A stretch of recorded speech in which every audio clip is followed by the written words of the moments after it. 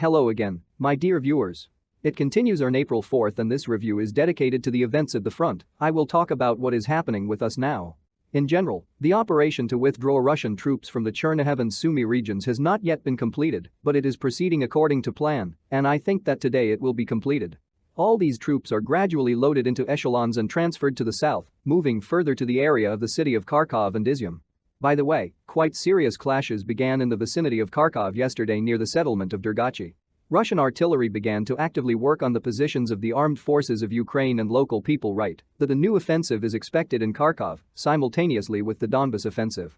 I cannot now reliably say whether there will be an offensive or not. Nevertheless, the Russian artillery has been working quite closely here for the second day. And in the area of U-200B U-200T settlement Izyum, there is still an operational pause.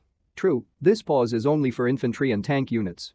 Artillery and aviation are working continuously, trying to clear the way for future advance.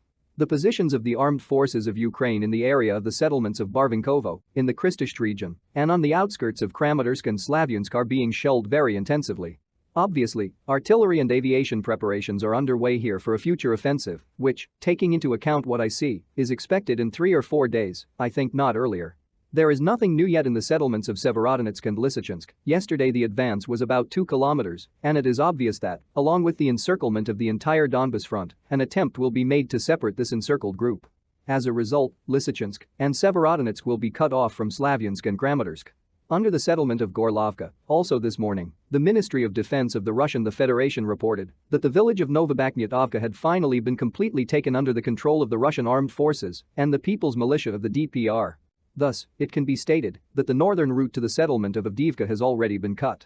And the Russian troops, accordingly, continue to develop the offensive, slowly but surely. By the way, it was yesterday that the local administration announced the evacuation of the city of Pokrovsk. A very serious combat clash is planned here. And I would advise the inhabitants of this city, and many of them are watching me, to heed this advice. You are going to have really serious fights. I do not know how they will be commensurate with the battles in Mariupol, but the battles will be very serious, so I would still advise those who have such an opportunity to leave the city for a while. Go either to the countryside, although, you see, the countryside is far from being as safe as many would like. In terms of timing, I think you still have at least a week's menu for evacuation, because the grouping, which is concentrating today in the south, according to the General Staff of the Armed Forces of Ukraine, has already completed its concentration. This means that a significant part of the armed forces approached the northern front from Mariupol. And, as the General Staff of the Armed Forces of Ukraine suggests, that one of these days Russian troops will go on a general offensive here. At the moment, there are local battles for the settlement of Novaya Novoselka and for access to the Donetsk-Zaporozhye highway. In Mariupol, for which, in general, the fighting has already ended, there is a cleansing and destruction the remaining garrison. And in the area of U-200B U-200T cities of Nikolaev and Kherson, Russian troops gradually suppress the armed forces of Ukraine and slowly press in the direction of the city of Nikolaev. And public residents of the city of Nikolaev are also spreading a wave of panic that, they say, Russian troops may storm the city in the near future, but so far, I think it's too early to talk about this. However, the counter-offensive, which was previously announced, from the side of the curve, it also bogged down and the armed forces of Ukraine in this direction went on the defensive. This is approximately what is happening now on the front line.